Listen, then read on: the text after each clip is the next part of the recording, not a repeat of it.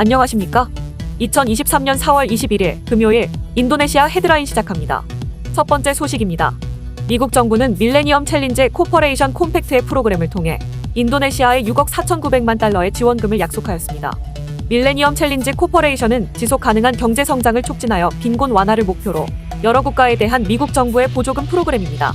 지원금 계약식에는 앨런 미국 재무부 장관, 스리 무랴니 인도네시아 재무부 장관, 주미 인도네시아 대사, 콤팩트 운영부 부사장이 참여한 가운데 미국 워싱턴 DC에서 진행하였습니다. 인도네시아는 2013년에도 밀레니엄 챌린지 코퍼레이션의 대상으로 선정되어 6년에 걸쳐 6억 달러의 지원금을 받았습니다.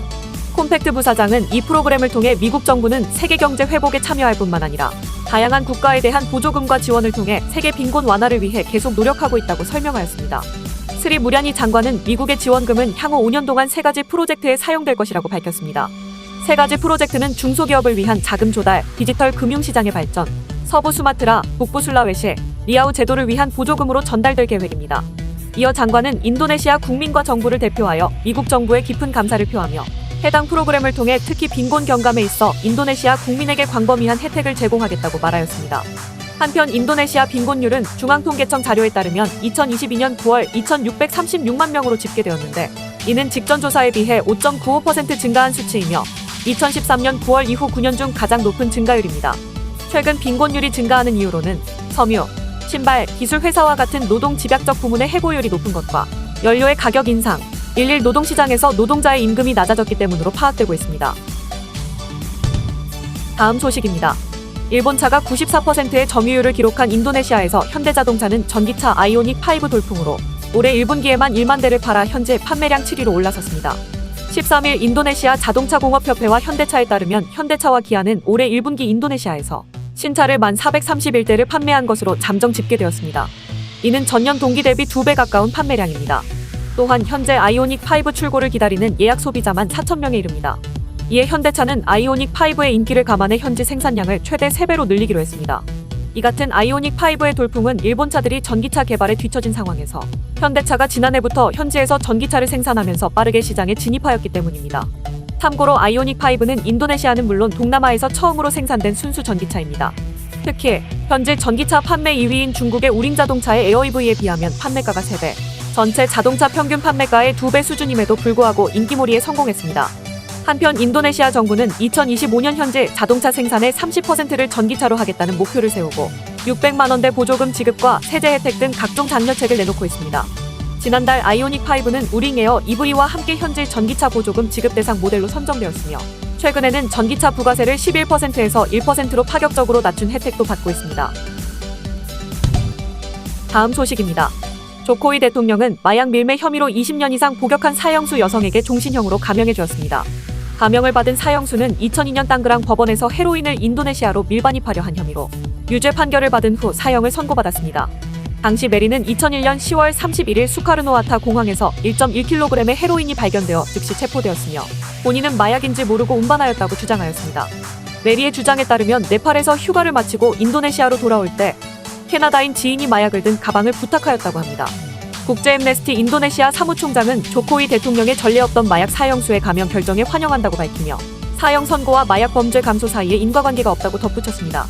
한편 메리는 변호사의 도움을 받아 7년 전에 조코위 대통령에게 탄원서를 보냈습니다. 그러나 당시 조코위 대통령은 마약 비상사태를 선포하고 마약 범죄에 대한 더 강력한 처벌과 사형 집행 재개를 요구하였습니다. 국제앰네스티 보고서에 따르면 인도네시아는 2021년에 최소 114건의 사형을 선고했으며 이로 인해 외국인을 포함해 인도네시아의 사형수는 500건이 넘었습니다. 특히 500건 중 마약 관련 범죄로 선고된 경우가 82% 이상이었습니다. 이번에 감형을 받은 메리는 2016년에 사형 집행이 이뤄질 예정이었지만 당국은 그녀와 다른 9명의 사형수의 집행을 미뤄주었습니다. 한편 최근에는 정부 정책에 변화가 있어 마약 사범에 대한 사형을 적극적으로 옹호하기보다는 재활에 집중하고 있습니다.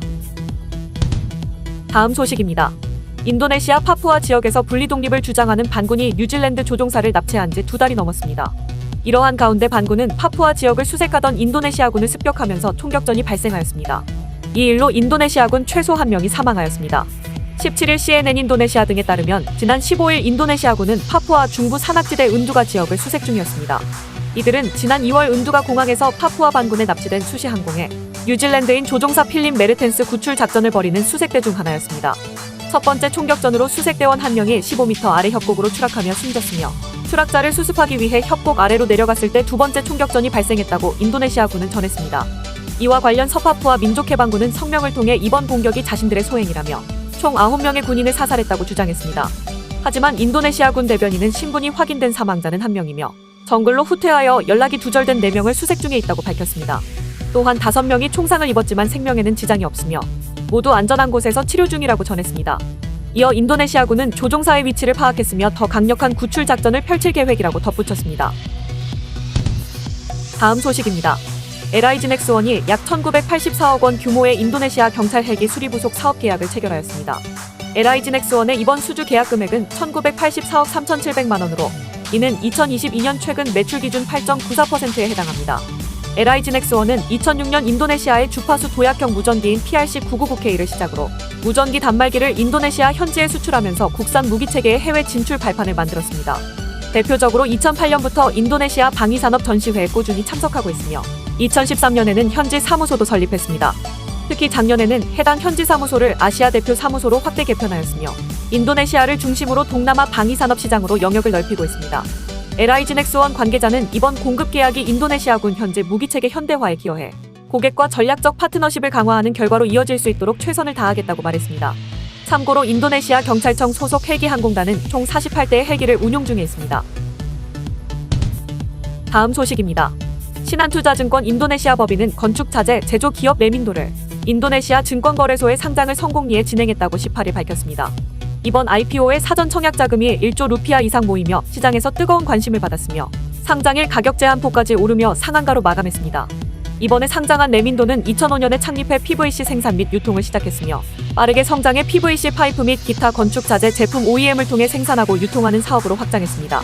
땅그랑에 300톤의 생산 능력을 갖춘 제조시설을 갖추고 있고 추가 신규 공장 건설 및 생산시설 증대로 지속적인 성장을 계획하고 있습니다.